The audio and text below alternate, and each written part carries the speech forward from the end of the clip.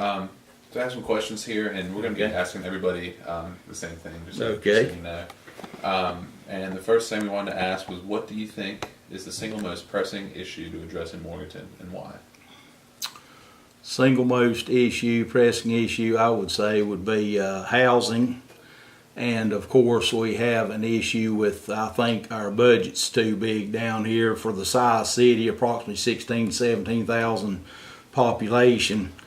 Our budget for Morganton is as big as City of Lenore's and City of Shelby's combined. And I think that's an issue that needs to be addressed because this is a poor city. It's not very wealthy, so that. But we also have a housing issue too. That's another problem, like I stated. But I think that's more foremost right there. Okay. Kind of going off that, can you tell me what the largest amount of the city budget goes to? Largest amounts electricities. Okay, and do you see any department that you feel is overfunded or underfunded?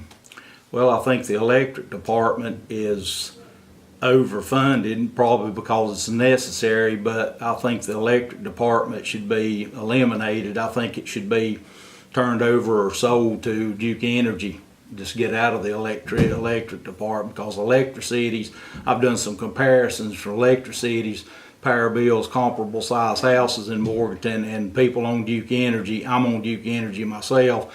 Your bills are a third less than electricity's Morganton, so I think it would save money to sell it or let Duke Energy run it.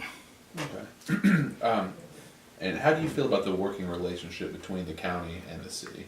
I think we have a good relationship between Burke County and City of Morganton. Very good. Okay. Can you name an item that the council approved this last year or in this year that you would have voted against, and why? Well, there again, the budget, I would have, some parts of the budget I disagree with. The fees seem to be an issue too. I know the council and the manager are doing a good job at holding the tax rate steady over the last, say, 2 years, but our fees continue to rise, and there's no difference between a fee and a tax. A tax is a fee and a fee is a tax. So, and one problem I have especially is the $20 extra fee for the license tag. That was, I think that's just an unnecessary burden that could be made up in other areas as to burden our citizens, and especially senior citizens. Okay, and how do you feel about the city management team, which would include department heads? Well, the city management team and the department heads also, I commend them. They do a good job. I think we have some positions up there, not speaking of department heads, but some positions that are unnecessary and have exorbitant salaries for their positions, but I think the department heads themselves do a good job. Okay. And as you know, a seat's been open on the council for a while now. How do you feel about having that open seat on the council, and would you do anything from keeping that from happening?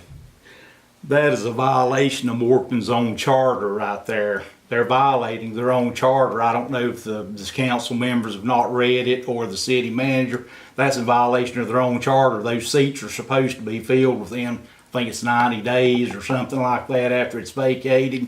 They're violating their own charter. So it should have already been filled instead of having to wait till election time here. I don't know if you heard the second part of my question, but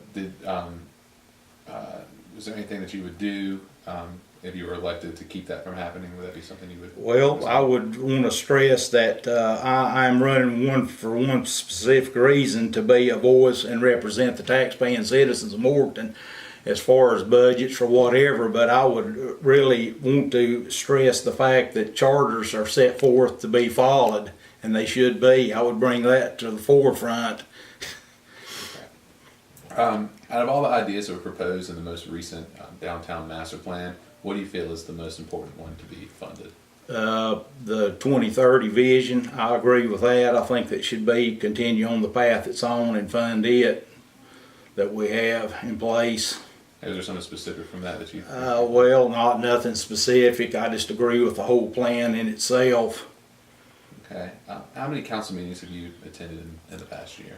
Past year, probably 4 or 5. Okay.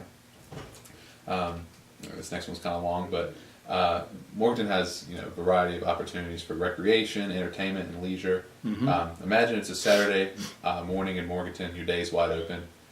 Starting from the moment you wake up until the end of the day, how would you spend an ideal day in Morganton?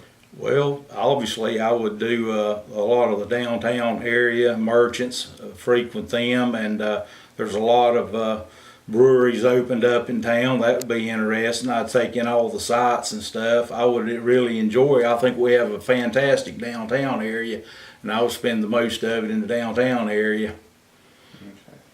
Okay. Can you tell me something that you've done in your life that you are particularly proud of? Well.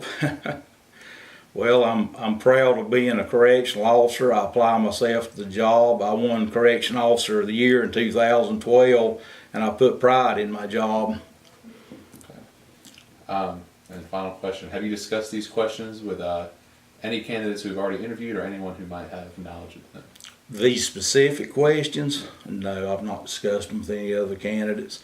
We discussed some previous questions yesterday, but none of those that were like those at the WMNC radio station forum.